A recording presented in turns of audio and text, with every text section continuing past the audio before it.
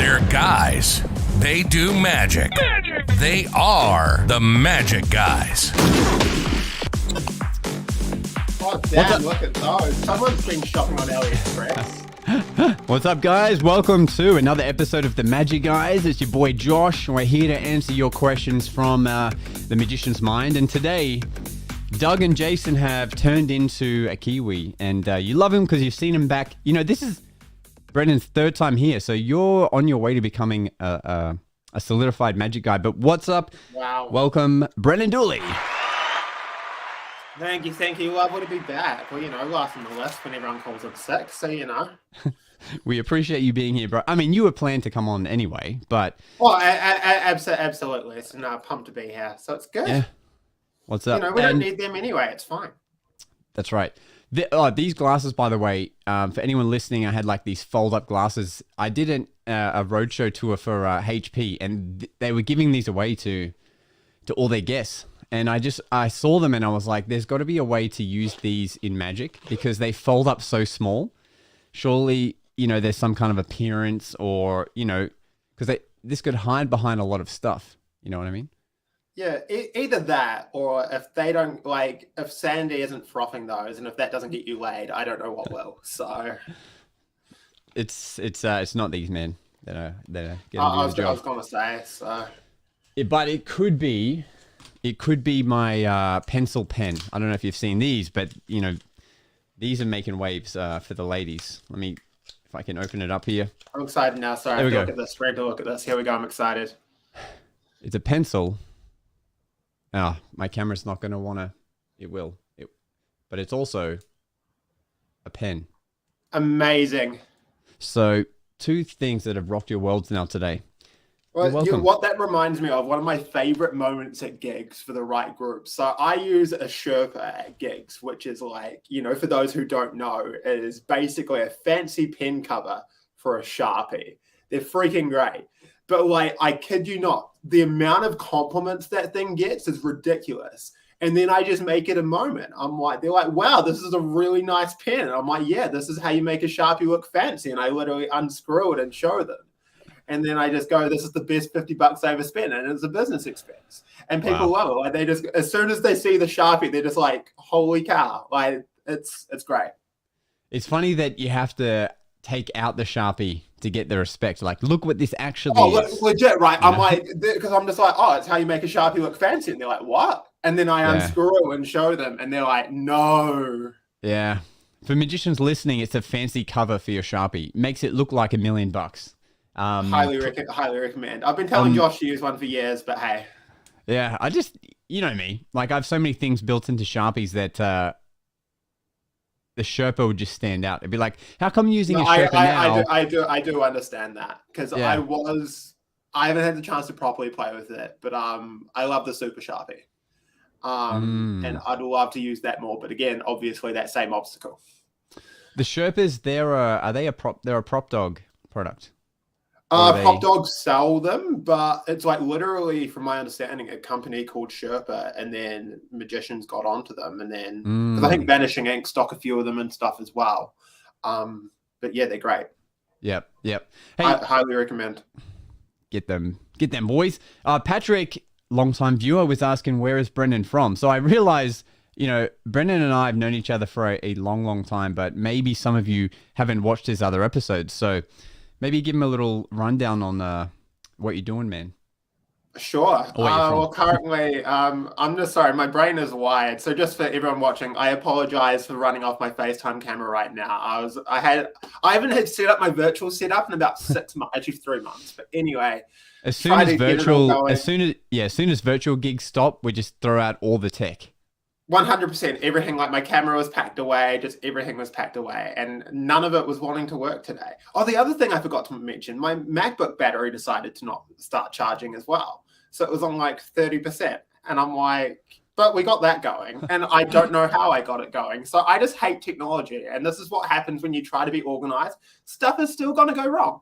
Anyway, sidetracked me. My name is Brendan Dooley. I am based in Christchurch, New Zealand. This has been my home since I was 3 years old, but I have the pleasure of traveling all over doing my show.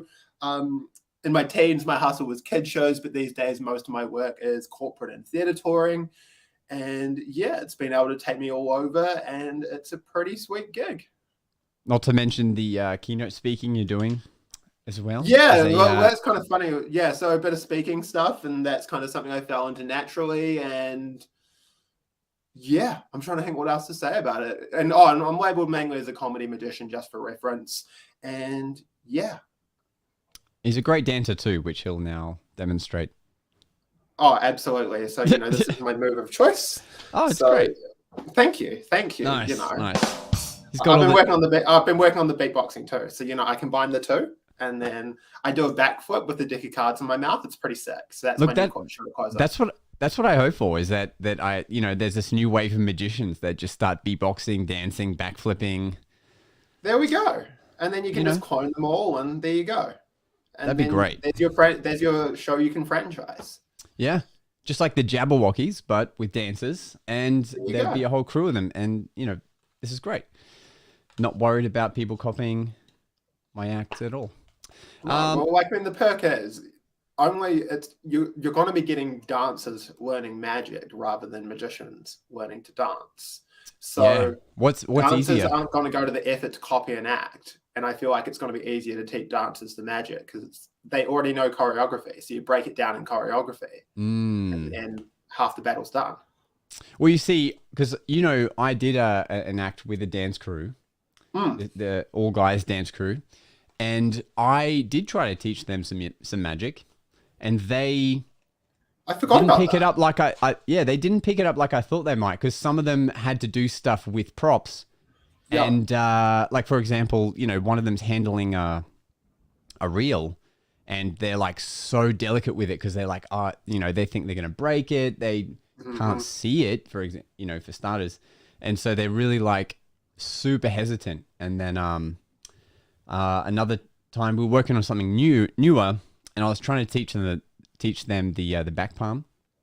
And even though they can do like super technical tutting and all these like hand movements and stuff, it's doesn't come as easy as you might think. No, it's quite intriguing. Like, having to break it down. It's like, right, so you do like just going like super best form. So you do the Spider-Man fingers, and the card goes in between, and magic. Yeah, that's exactly how I try to teach them, man. Exactly. There you go. Yeah, because I remember the other thing, like, and it's just the subtleties and stuff as well. Like, I remember seeing the clip you sent me, and like, just how they handled the bottle and stuff. Like, whereas we think, how do you make that look like how it's supposed to? And just it was kind of like, that shouldn't have done that how it should have. Just those kinds of little things, and it's just fascinating that.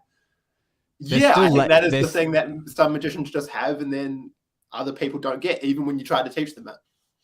And once you teach them something, you have to then reiterate, like, remember that when people are watching this, they're assuming that's a full bottle, or, they're assuming there's this that you're holding, and you have to pretend like you are doing that. They forget, like, once they learn a move that you teach them, they're like, okay, cool, I just do this thing, but they forget like the miming of why they're doing it. Absolutely. Stupid dancers. just kidding. Make it. That's the clip. That's it. Yeah. Chromatic One was saying, hey, fellow New Zealander, can you produce a fan while windmilling? Hey, look, never say never, man. It's just people might not see it because I'm spinning around the whole time. That could be fun.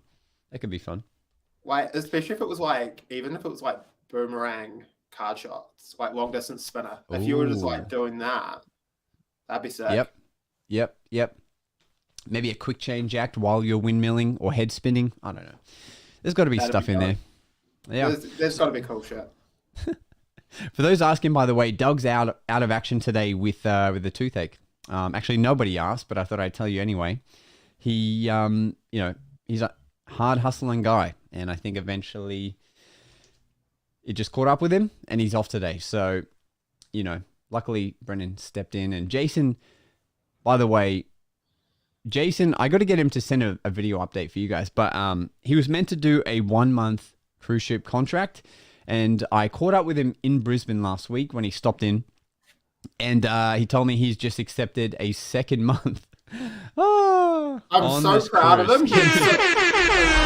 Like, think all of us are. We're so proud and we're so shocked at the same time. Yeah, shocked and awed at the same time. Like, great for Jason, but wow, he stuck it out and wants to go back for some more. I don't know if people understand how much that like Jason Ma and gigs are two phrases that are not often heard in the same sentence. Yeah. So it's brilliant. It's so good. And like, hey, it's a sick gig, so I'm just pumped. It's fast and loose. Now, I'm Good pretty man. sure,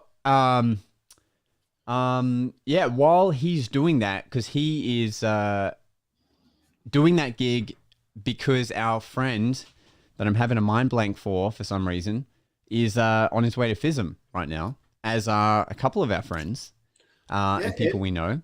Everybody's doing FISM this year. Yeah, what the hell? Yeah, so what Dom is, I don't know what act he's doing, so that would be cool to hear about. Yeah, then... Jason told me what act he's doing. Ooh. But maybe I'll tell you, maybe I can talk about it off the air. I don't know if it's meant to be I think that would be the sensible way to go about it, yeah. And then our friend Vincent Quo, he is competing again this year, which I'm very excited about. He messaged me the other day and he was just like, hey, I just thought of you. Hope you're well. And I was like, cool. I was like, oh, that's nice. I've been so busy and my dates are a blur right now.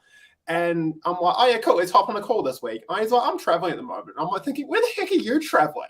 And then I look at my calendar. I'm like, oh, yeah, FISM, that thing. That makes sense. So... yeah, so it's like, yeah, I can understand why you're busy. I'll talk to you after. Yeah, like I can't wait to see some clips and stuff from. It's a crazy game. I haven't asked properly, so what I'm hoping he's competing in Power this year. So last time he was in Close Up, and what did he get in the end? 5th, which is freaking incredible. But if he was in Power, he would have won. Is this Dom Wester talking about, or Vincent, or someone else? Yeah, Vinny. Oh, Vinny. Yeah. Yeah. So now Vinny would have won Power if he was in Power last time, but yeah. So I'm hoping he's in Power this time around. Eric Leclerc's doing FISM as well. Yes, I'm pumped to hear about that because, goddamn, again, Eric and FISM, like. Well, I don't know how, because again, for FISM, you need to get through like qualifying rounds to get to this point, or like you need someone to kind of dob you in. That is a good point. To break it down kind of like Eric's got to be taking it relatively seriously to have gotten to this point. So I'm excited to see whatever this is going to be. Can you break it down for the guys listening and watching, like how someone gets into FISM? Sure. You just kind of hear about it and you hear people are going, but you never like see a thing going, all right, this is where you can audition for it, or anything like that. So, yeah, I'm far from an expert. I can just kind of share what I know. Someone might be able to chime in with better information. So for reference, FISM is basically the Olympics of Magic, happens every 4 years, random city somewhere in the world. So last time it was Korea, this year it's Quebec and Canada.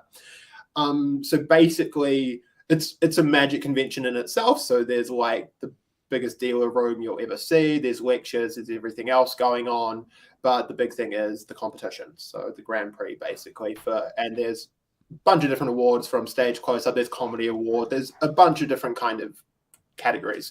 But this, I feel, for me, in my viewpoint these days, in terms of magic competitions, this is the magic competition. Like for me, this is the award that actually means something. Like I think the awards I kind of really respect are anything like FISM, the Magic Castle Awards, the IBM awards and stuff in terms of like the international conference, I think still have a lot of merit. But everything else I'm kind of like, meh. Like, hey, good for you, but it's just meh. Whereas those have merit. So yeah, there's kind of different regions. So for example, Tim Ellis kind of has everything in terms of our part of the world. So I think there can kind of be qualifying rounds, but my understanding is Tim Ellis kind of puts people forward. He kind of goes, yup, you're good enough to compete at FISM. That's my kind of understanding for this part of the world. Whereas I know for other parts of the world, so I'm pretty sure Asia, I think a few parts of Europe, they actually kind of have a qualifying competition. Oh, so right. Kind of like, it's like, right, if you win or place at this competition, you then get to go to FISM. Yeah, which would make kind of more sense. right? Yeah, so that's kind of my understanding. So it is interesting. So yeah, I'd love to go sometime. So Yeah. I was looking at going to this one, but again, just travel so iffy. So find out where the next one is. I mean, hopefully we go to Magic Live next year and they'll show some of the highlight acts from FISM. Oh, absolutely. That's the thing. That's the perk of the convention circuit. You know, anyone that's good, they get picked up and boom. Yeah.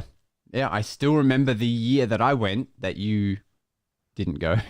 Well, I've had about 3 regos. There's been about 3 times I haven't gone. I'm notorious.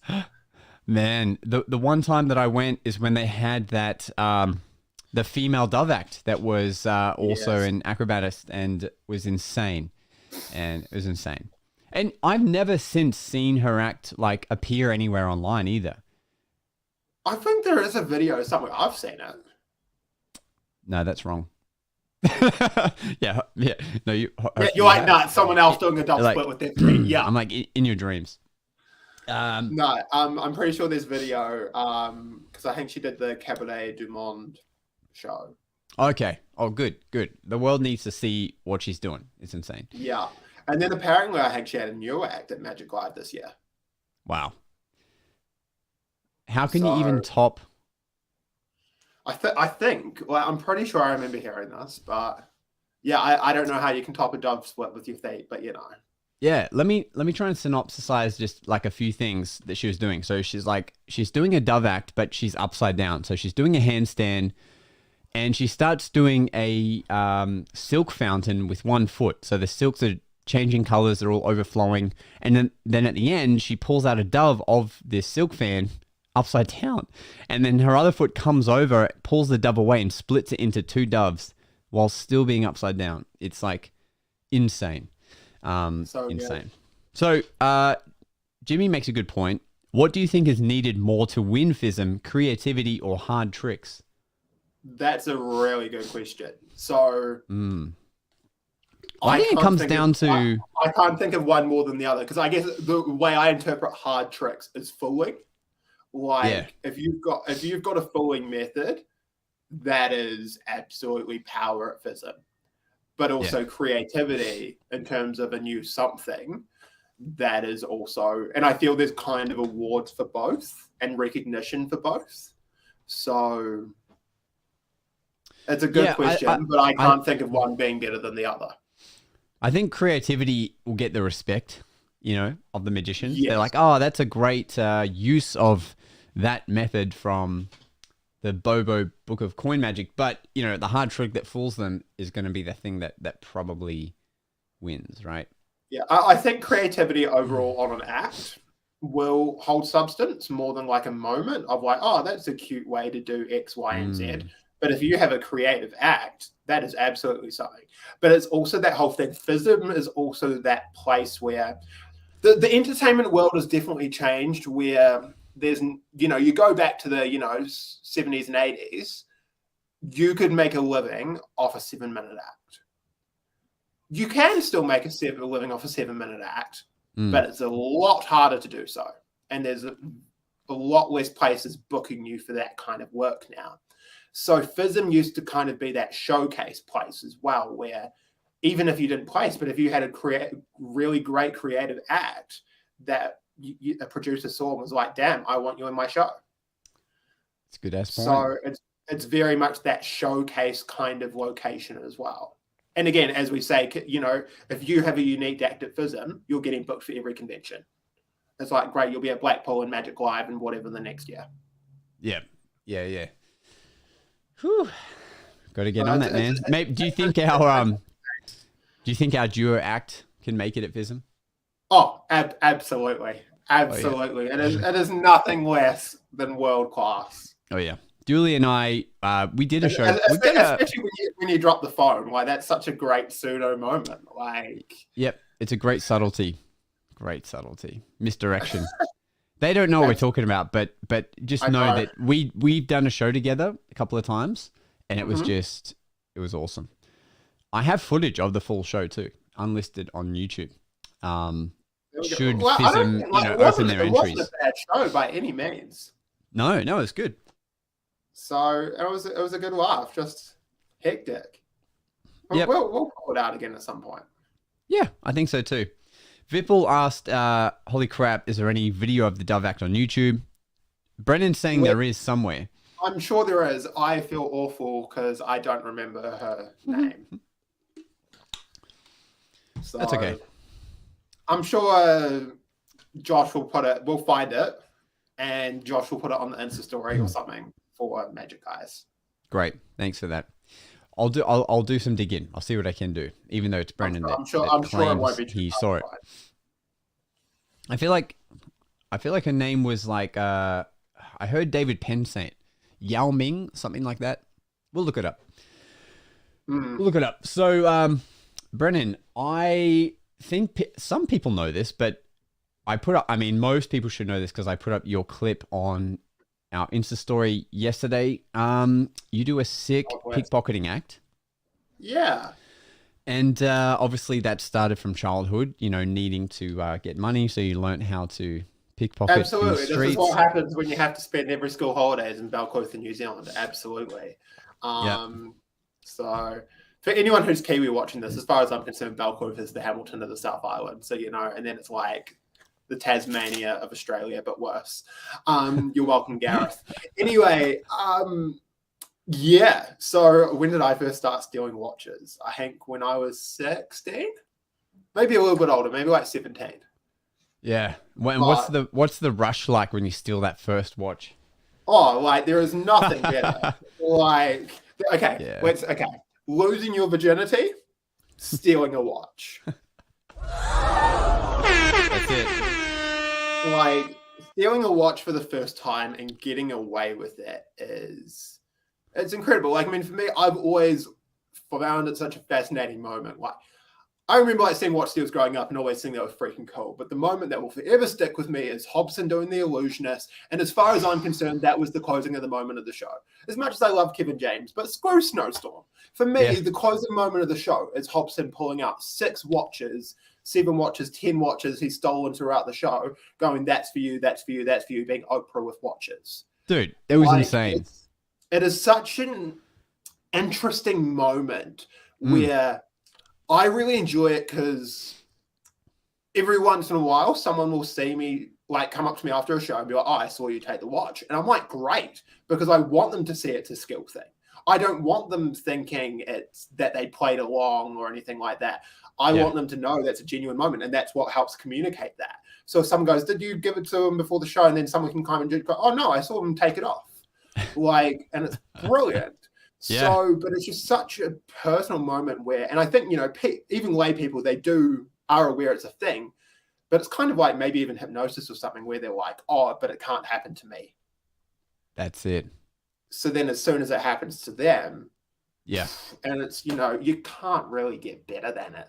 I think there's definitely ways to go about it in terms of making it as least invasive as possible. Like, I'm pretty happy with the methods and kind of approaches I have to it.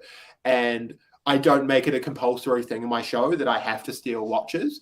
But if the moment's there's nothing better. And I'd say most shows I steal watches. Like, I'm very aware of when I do close-up and stuff, I take a look at who's got suitable watches and everything.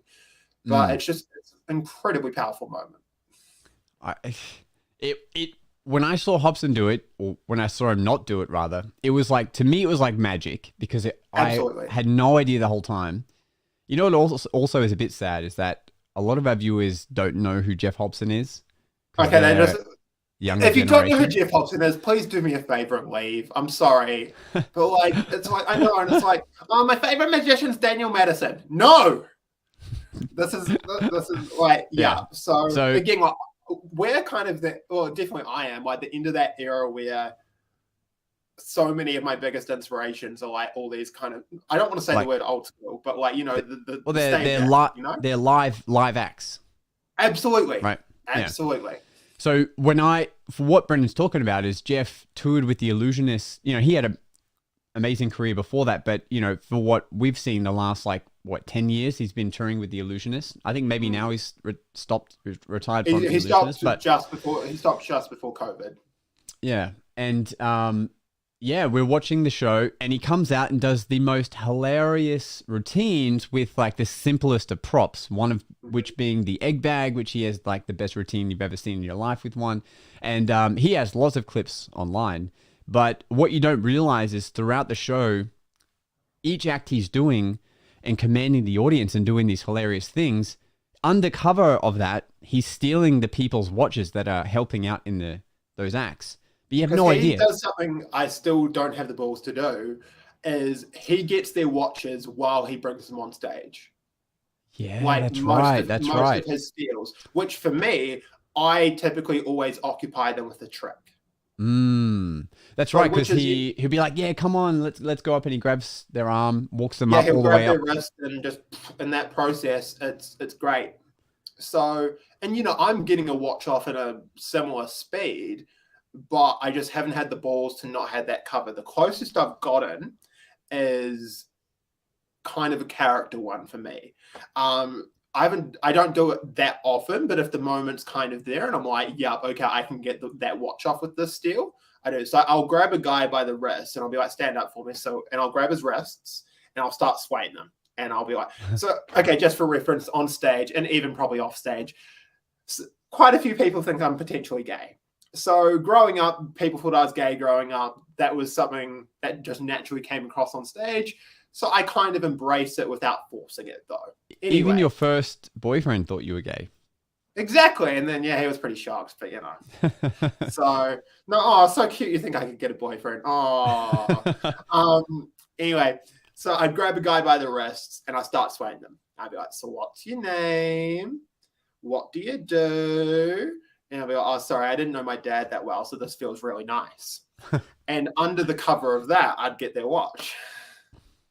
Nice. So, again, that's very much, again, you can, once you get it, you can steal a watch any way you want. It's just finding the motivation to have a reason to touch them.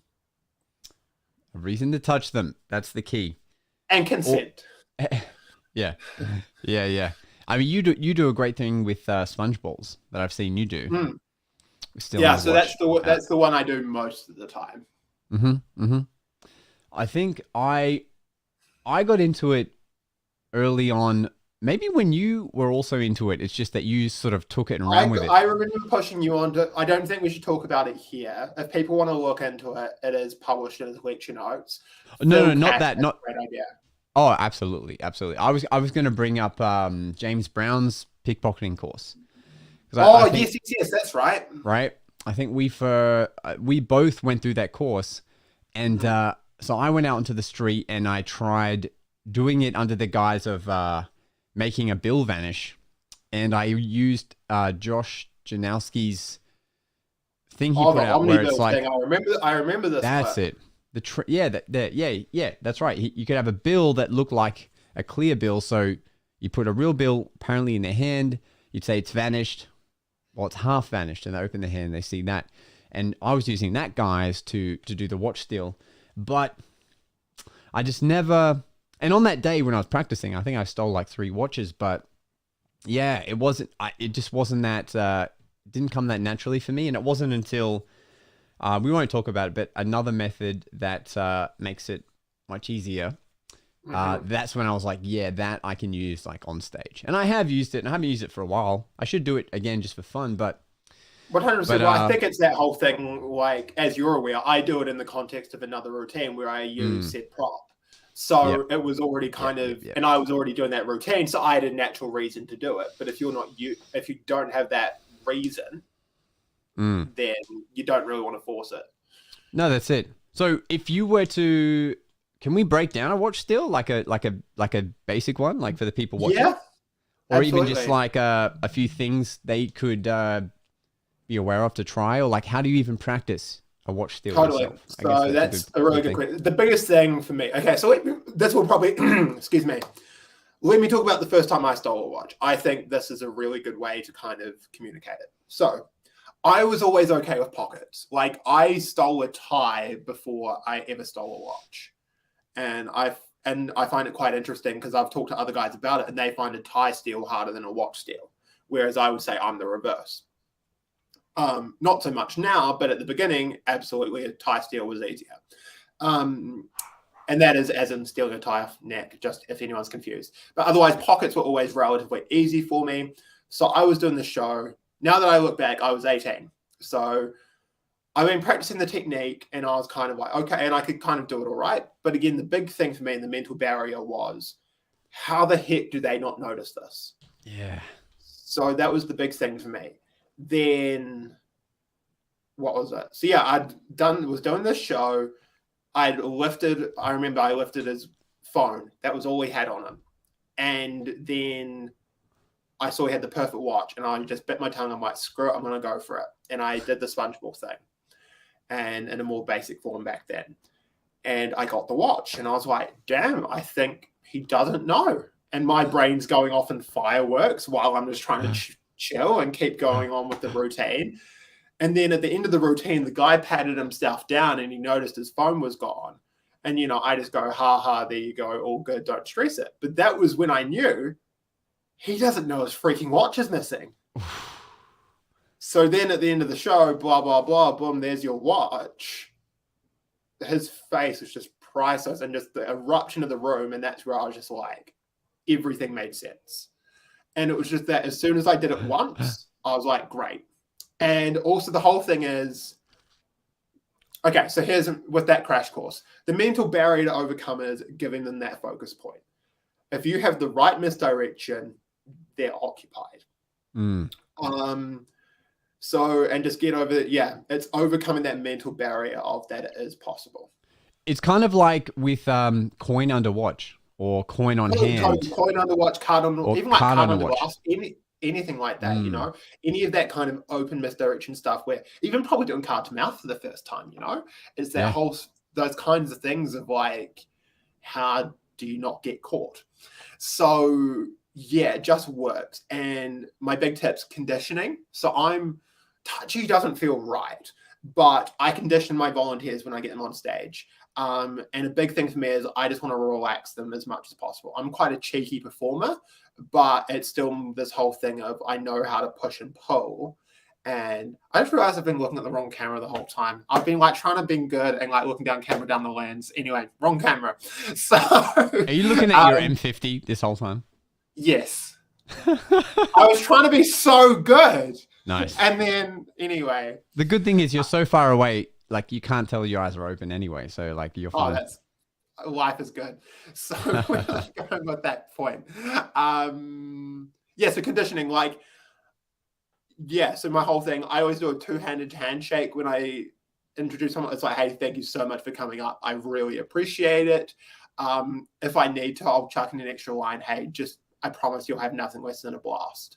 And making that promise to them definitely relaxes them. So that's my pro tip just in general. Pickpocketing alone. If you have someone on stage that's a little bit skittish, if you can give them that, I promise you, like that is a game changer. Of just giving them that conditioning of like, hey, and make that verbal promise of like, I'm not going to make you feel like a dick. We're here for a good time. I promise you. And I think that's important. And also, if you do say that, don't break your promise or I will personally come and slap you. Anyway, so, but just the conditioning of handshake, whenever I make a joke, quite often I'll go rest a hand on their shoulder when I laugh, like those kinds of moments. So by me doing that, it conditions them and gets them used to me being in their space. So then important. So there's otherwise there'll be alarm bells, the moment exactly. So when I say hold out your hand, put whatever in their hand, turn over their wrist to lift the watch, I've got all the reasons and it's not weird. Yeah. And I think another surprising thing is you don't have to do it that lightning fast either. Absolutely not. It's not a speed thing. It's more of a natural movement thing. Yeah. Would you agree? And I think, yes, absolutely. And especially when I first started, I really broke it into steps of, okay, I get the strap out of the loops. Now I get the pin out. Okay, the pin is definitely out. Sometimes that can happen, especially if you're going one-handed. The pin can slip back in. So it's that whole thing of like, yep, the pin is definitely out of the way. Okay, I'm good for the steel. Okay, I've got the moment to cover the steel. Done. Yeah. So you can really break it down So in terms of technique, I think there's a couple of videos out there. I think the best teaching on it, probably James Brown's good work on it. I don't know if it's still available. There was this lecture video of him from maybe about 15 years ago. That was really good. That was where I first really learned it. I don't know if it's still available, but I think that broke it down really well. But his pickpocketing course, and then a couple books, the Ricky Dunn book and Theatrical Pickpocketing. Yeah, I've got that book too, actually. And they talk about stealing. I've got it literally. Actually, it's funny. I've got my MacBook. It's stacked underneath my MacBook currently. It's the best way to not read a book. Use it absolutely. as a step. Yeah, in that book, I remember reading. That was the first time I read that. Like, there was techniques of stealing like people's cufflinks and stuff. In that, and I was like, damn, that's absolutely. And again, wild. it was a different era. Like cufflinks, suspenders, tie clips, just every little thing. Yeah, glasses steals. You know, it's madness. Yeah. It's Speaking of books, I don't think I ever told you I got this. Oh, let me zoom in on that. Is this pure effect? Oh, baby. Straight it is. So, Josh, you feel free to suck it. So, yeah. For those new magicians that are tuning in, Derren Brown is a mentalist in the UK. Okay. Yeah. So basically for reference, he's published 2 books of magicians, and they're both very hard to find. Yes. So gratefully, I got an okay. Oh, still like, I paid enough for it, but I got an okay price in the scheme of it. But that's my fun thing for the collection. Funnily enough, is the Devil's Picture book a book as well? Because I've only seen the video. Yeah, I think it's just a video. Yeah, I think you're right. Because, like, obviously it's not a new video, but it's newly available. Yeah. So I think you're right. Yeah. We've got Nick in the house. So it's 2 books. Hey, Casitas! Yeah, great episode we had with Nick a couple of weeks back. Came on the pod again. It's good dropping all the good advice as usual. Yeah, he had a gig to go to literally straight after. And I know, I was on a call with him the night before, and I was just like, bless you hustling it. We found out that we were the client he was going to perform. And then when you asked me, I'm like, no, I'm busy, get lost. Yeah. Hey, you're a hard guy to get a hold of because you're always bloody traveling. For your gigs. It's just been weird. I've been grateful. It's finally picking up where the past couple of months have been nice. And the rest of the year is looking good. So got to take it while it's there. Because in New Zealand, what is for the guys listening and girls, what's the magic scene like for getting gigs? Interesting. Because you seem to be for like the corporate events, like the bigger corporate events, you seem to always have to fly to them because it's not like there's a whole bunch happening just in one area. Yeah, it's interesting because like there's more happening in Christchurch again. So we've got a new convention centre that just opened and stuff. Like there is more happening here, but I found it weird to market to. And it probably wouldn't take much, but the way I kind of present myself is it's not clear where I'm based. So sneaky. I'm just kind of nice. And it's not even fully intentional. It was just kind of natural where literally I am everywhere. And like what's so funny is like especially the gigs, like, you know, even like look at the last month, none of them are actually the main cities. So for reference, Auckland, Wellington, Christchurch are the 3 main cities in New Zealand. None of those gigs have been there. There's been a couple in Auckland. So that's the biggest city, couple there. But otherwise, the past month, I've been in Cromwell. I've been in Queenstown. I've been in Dunedin. I've been in... Where the heck have I been? I was just in Napier on the weekend. None of those are main locations. For the rest of the year, Rotorua, I do a full national tour. Like, none of them are actually main locations, which I find really interesting. And also, those clients don't care where I'm based.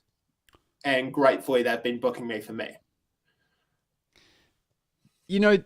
Yeah, that is so true. Because, you know, earlier in the year, I did those big events out in like country towns. And that's what I mean, right? They wouldn't have cared if they were flying you in from Sydney. Like the only difference, it would have just made it harder for you because you would have been traveling for longer. That's the only difference.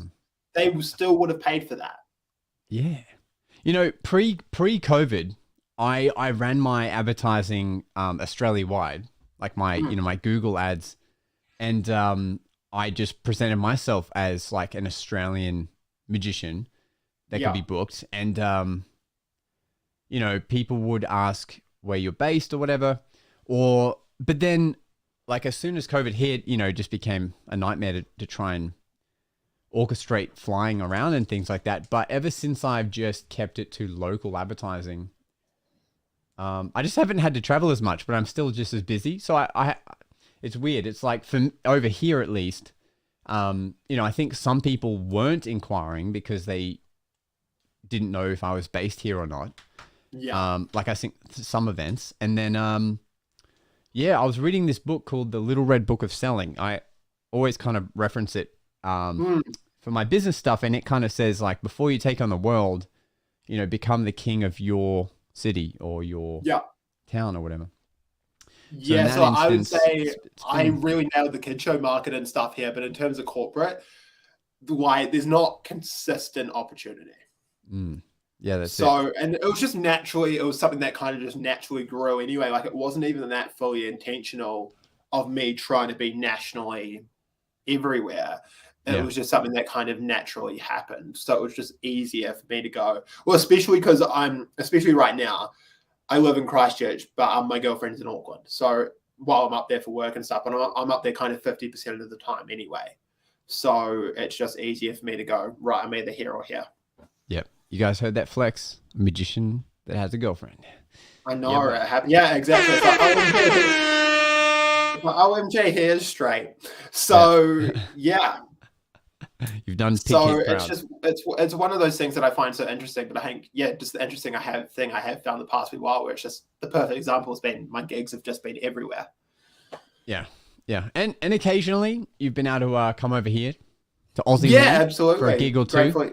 Exactly. No, gratefully. Yeah, you've given me some dope Aussie opportunities, and then like the way we work as friends, as performers, we're like, hey man, I'm gonna come for a holiday in your country, and you're like, all right, cool, I'll keep an eye out for work. Pretty much. Therefore, you're never really paying for, you know, your travel and stuff. No, I mean, the most of late one was it was only one event, but you came over to Oz, and apart from that, it was just a holiday, right? You came to see us. You came to see. Yeah, I just came to see everyone. Went to Sydney. I did a nice big hop around. So Sydney. Then I went to Brisbane. Then I did a couple of days in Cairns, a couple of days on the Gold Coast, and like 4 or 5 days in Melbourne. Yeah, and so luckily I was able to sneak him into. Fortunately, he was available to cover our residency at one of the casinos, because all of us guys that normally do it were in the show, Showman. So you know, it was me saving your asses more than you getting me a gig.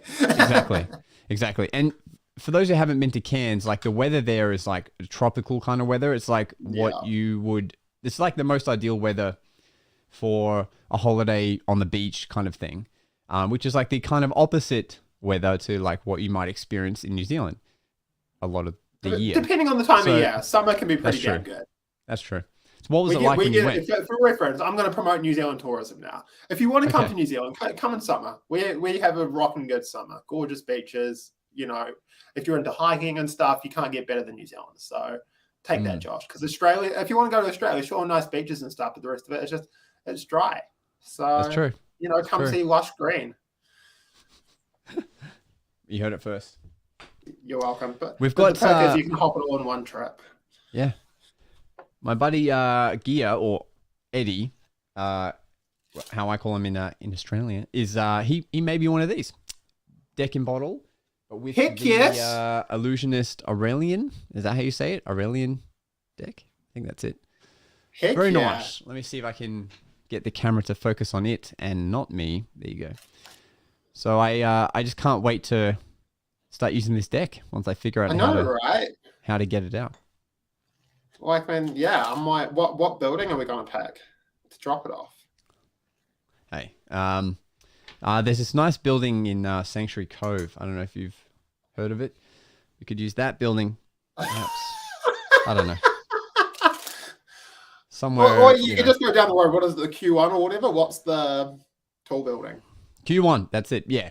That is Q1. Okay, let's drop it off that sucker.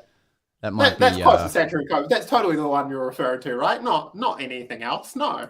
No, just somewhere far from here. So somewhere like around the Gold Coast or whatever. Perfect. Perfect. Be perfect. Yeah. Yeah. I like it. No, very good. So what's coming up for you this in this short term, like this month? Are you touring yet? Is that happening this year? So touring's November.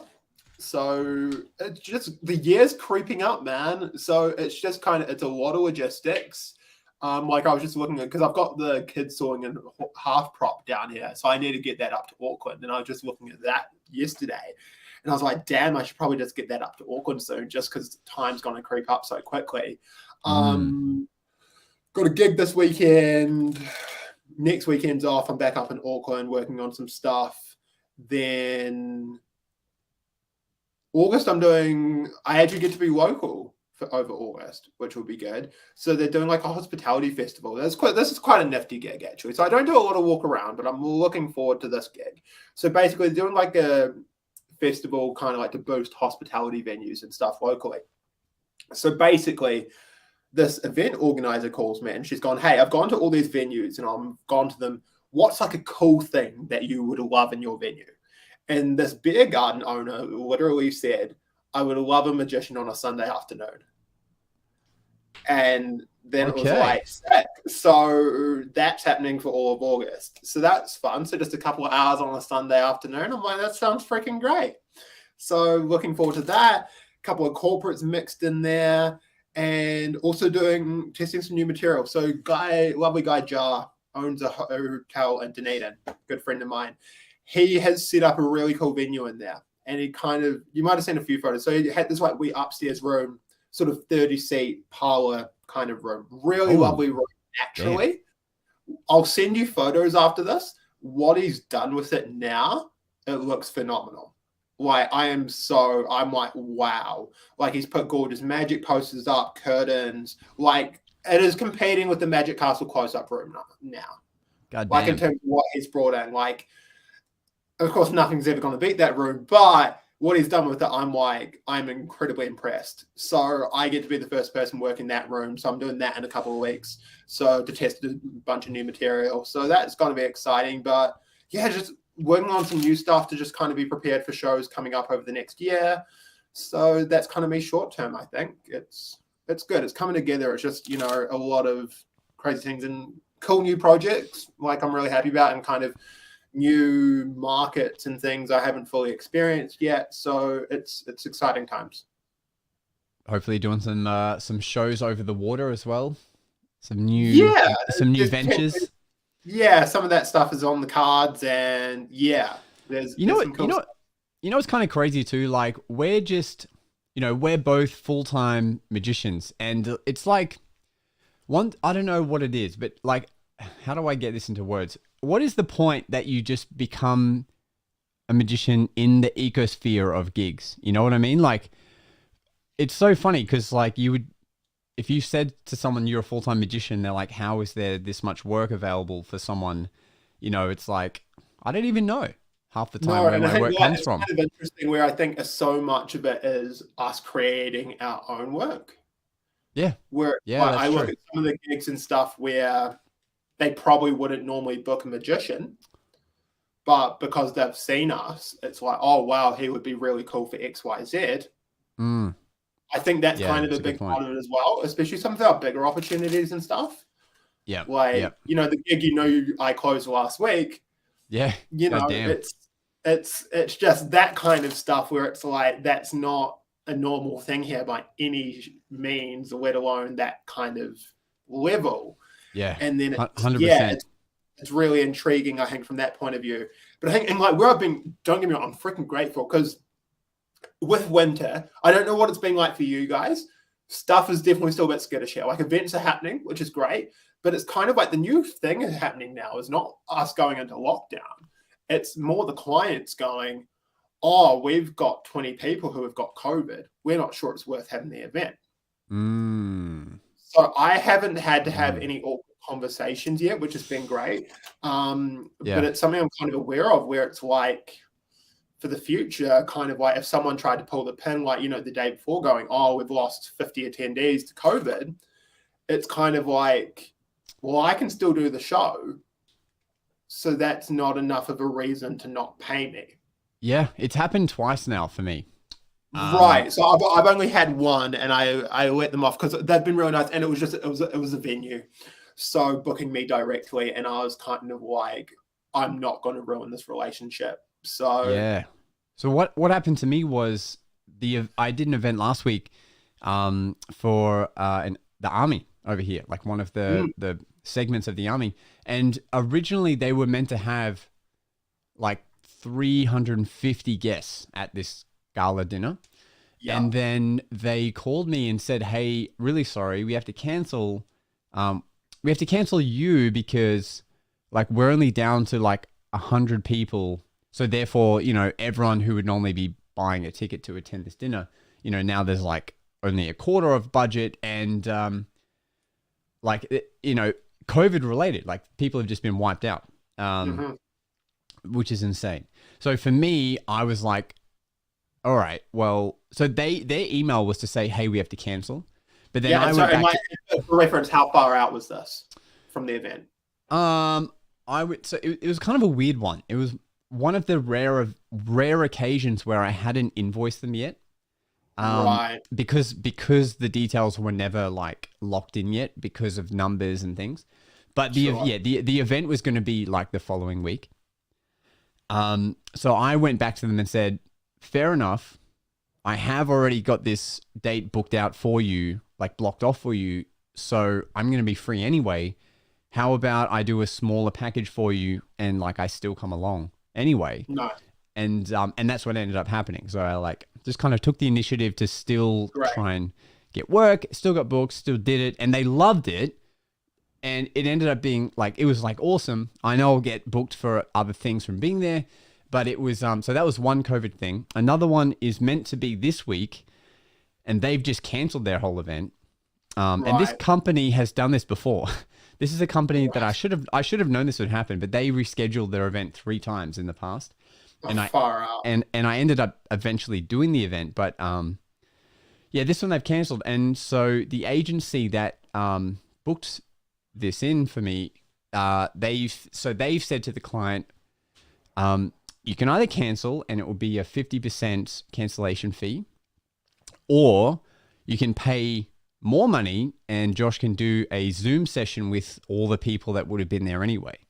Mm-hmm. So they've kind of thrown it to them in, you know, this new kind of route of Zoom shows and stuff that we have.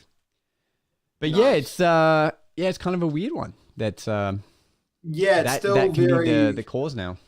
Exactly. It's still very interesting here. So yeah, we're not quite over the hurdle yet. Like, I think the thing for me is I'm still, and this is where I've been grateful that I've been busy, just because I haven't been marketing or hustling per se, just because I was over that whole thing of putting in so much time and energy into something that's not going to happen. So it's just, I think, you know, it's all we can do is just be aware, and, you know, gratefully things have been pretty good, but I think that's where it is interesting of the whole ecosystem thing. Yeah. Hey, Nick made a good observation, which was same thing happened here, except all the magicians got COVID and I picked up all their gigs. And yeah, Nick was telling me about this last night. It was like, hey, you know, things work in a domino. Yeah. Actually, our fellow magician Adam Marta in Sydney. What's up, Adam? He called me up the other week because he had an event on the Gold Coast, which is my side of town. But he's like, hey, this is like a very high up event. I need to just do my due diligence and see if you would be available should I get COVID in the next week. Because he's like, it's going around at my kid's school and stuff. So he had to like check in just in case. It's crazy times. And that's the way it kind of has to be. Like, I remember doing that with you last year when I had you coming over for that Auckland gig. And oh my God. Well, that was because of the borders and stuff. Exactly. And it's just that whole thing of kind of like, damn, we've just got to be on the ball right now. And yeah. That was so ballsy, flying to New Zealand for an event, even though the borders like had only just opened up. Pretty much. And how long would they open in the end? 3 weeks or something? It wasn't long. It was like at the time of the booking being made, I don't know that the borders were open yet. I feel like they must Or have been, because I don't think I would have got you in otherwise. Well, it was something like either they were open. Yeah, it was either like there was going to be a date or yeah. Yeah, but but somewhere somehow like it was closed, or we weren't sure if we'd be able to, and then it wasn't until like shortly before the flight that we found out yes, we can go. Yeah. Because I think what it was is crazy stuff was happening on my side of town maybe, and they were maybe going to have a lockdown here or something. About Aussie cases. Yeah. Yeah. So no one had flown for like a full year. And then Brendan put me forward for this event, and I was like, I think we can make it. And then somehow we squeezed through. We did the event. We came home, and then after being home, like within a week, the borders had closed again. Yeah. I think New Zealand closed them. Yeah. It was this crazy tight window. It was, oh, what a time. It's so weird looking back, man. It doesn't feel like a year ago. Like that was almost a year ago to the day. Like probably just over. Yeah. Crazy. Madness. It's the magician life, mate. It's what we live for. It really is, you know. Yeah. And again, like the whole thing of, you know, us being together in places we don't live. Exactly. Always the way. But, you know, that's not to turn off, you know, anyone wanting to do this as a career, because it's fun. It's very fun. Well, yeah, it's yeah, sure. We'll call it fun. Yeah. It's like it's the best life in the world. Yeah. Like it's hard work, but you'd rather be doing hard work for something you love, you know, and that you're building a career out of than doing something you hate. That's easy. Oh, 100%. And I think like the rewards and stuff, like I think, you know, I think like last week for me was that perfect example. Like I called my uncle after I closed that. And I was just like, yo, this is, you know, and it's that whole thing, like looking back and like I was talking to him for a good 20 minutes about it all. And he's just like, I'm so freaking proud of you, like just everything. But it's just like, you know, even I was like, dude, you don't need to say this, because I never expected for this kind of stuff to be happening when I said I wanted to do this as a kid. Like, it's just those kinds of things where... Are you talking about the event that you just closed the other week? Yeah. Yeah, so, you know, like with that kind of figure and stuff, it's just kind of like, you know, it's when we got into the, you know, we were happy with a lot less than that. And it's just, you know, we'd consider that a win. And it's just how it just stuff keeps on going. And, you know, there's always opportunity. We just got to keep moving forward. That's it. It's well said. It's well said, man. Look, this has been super fun. For everyone who's been tuning in, thank you. And if you're listening to this or watching this post live, just know that we do it live so you can ask your questions and stuff in real time.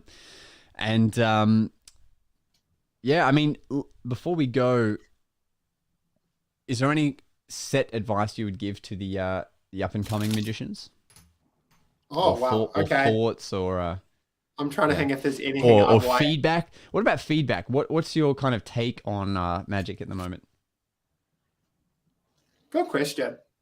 Because I don't think I'm upset about it, but then I'm also not stoked about it in certain avenues either.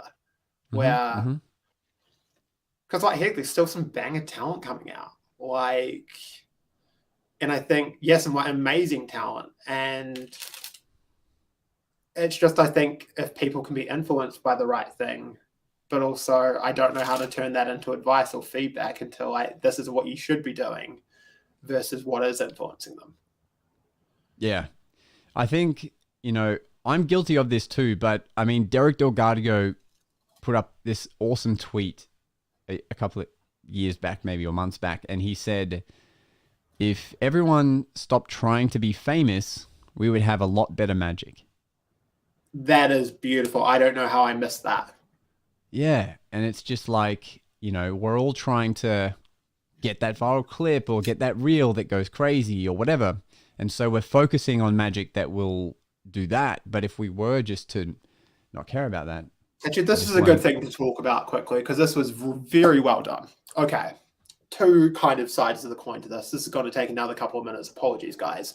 No, we got time. Oh, we got time? Awesome. John Archer did a post recently and on Facebook, kind of as a thing to young magicians. I'm going to see if I can find a link and maybe get you a screenshot or something to post. very well written in terms of kind of young magicians trying to do the shortcuts to get ahead of, so like he was even talking about apparently like Ed Fringe and stuff. Apparently there's people who are doing Cameo to get celebrity testimonials. Wow, like actual shortcuts, like fake like shortcuts. That kind of level of stuff, and just kind of misquotes a little bit and really kind of pushing that kind of stuff. And hey, I'm always a big believer in work with what you got, but yeah, it's an interesting kind of side of the coin. So, but he had some very solid points which I really agree with, in terms of just doing the hustle and working hard, and that it will pay off. And I think it was really well written. And then kind of in response to that, Rory Adams, who runs One Ahead Club. Now, One Ahead Club is the best money I spend in Magic. I think Rory is a fantastic writer, and the stuff he writes is brilliant. And it's just everything from methods to his perspective, a lot of like TV stuff. And it's just some really fantastic perspectives. He's a smart dude, and a lovely guy as well. Anyway, he kind of wrote something in response to that very much agreed with that. But also the whole thing of like, hey, we still need to do the hustle, and the fact, the people who we look up to that are famous are still doing the things we're trying to do to keep staying constant. So, Justin Willman's still doing local news interviews. Pete Thurman's on TikTok. Like all these, these kind of things. And I just found that really interesting. Now, I don't know. I think he still does it. Rory was doing one free article a month. This might have been that free article. So I don't want to share it if it's not. But it was just a really interesting thing where it's, I think do the work and you'll get the information that will, not information, but you'll get the recognition that you'll be able to take you to the next level. And I think just be aware of those stepping stones of like, okay, I've just done a gig for a really cool company. Milk that. Like, for instance, okay, good. I think like, a cheeky example of something like this would be, let's say for us, Josh, let's say when we were younger, we did a gig for like a small real estate agency office or something. So we could then go, great, I've now worked for Harcourts. Mm-hmm. So that might look bigger than it actually is, but it's not untrue. Oh, absolutely. Absolutely. So it's those kinds of things, so we would leverage those kinds of things. And I think that's completely okay. But it's, I think being aware of like, be aware of what you can leverage. Yeah. Yeah. As long as it is, there's truth to it. I did an event for Telstra. I said I've worked with Telstra, but I just did some roving magic in one of the Telstra stores, like when they released the phone, right? But the funny thing is, like, now I actually have worked at Telstra, but like, there's no difference to anyone else. Like, they don't care. But at least it is true. Like, I was employed. The invoice said Telstra. I think is that what you're referring to? Like. Kind of, yeah. Like, I mean, it's just, and I don't think that was the best example, but, just be aware of what you can leverage, like, in terms of, like, not just companies you've worked for, but, yeah. Don't just go to Cameo. Don't just go to Cameo and get fake testimonials, or go to Madame Tussauds and get photos with wax celebrities and pretend that's someone you met. Because I remember that website going up for a while too. This magician pretending, he's a celebrity magician, and they're all fake. Yeah. And there's quite a bit of that kind of stuff. And, just be good. Like, if you do good magic, be booked. Like, something I wish I did younger. And I do it more now. And I think it's that whole thing, like, and they don't always take you up on it, but just the whole thing of offering to a client, going and grab a coffee. Like, just show good magic. Like, if you can create a good impression with someone and as a person and then show them good magic, you're booked. Like, yeah, you don't need to do the shortcuts. Just be good. Yeah. Vin Yang, speaker that we know, says it best. Be so good that they can't ignore you. 100%. I was about to say the exact same quote. Yeah. I think that's what we should end on. That's the good quote. All right. That's it, my friends. Thank you again, Brendan, for jumping on. And guys, we'll see you next week. Thanks for listening. It's time for us to disappear now. But we'll see you again on the next episode of The Magic Guys.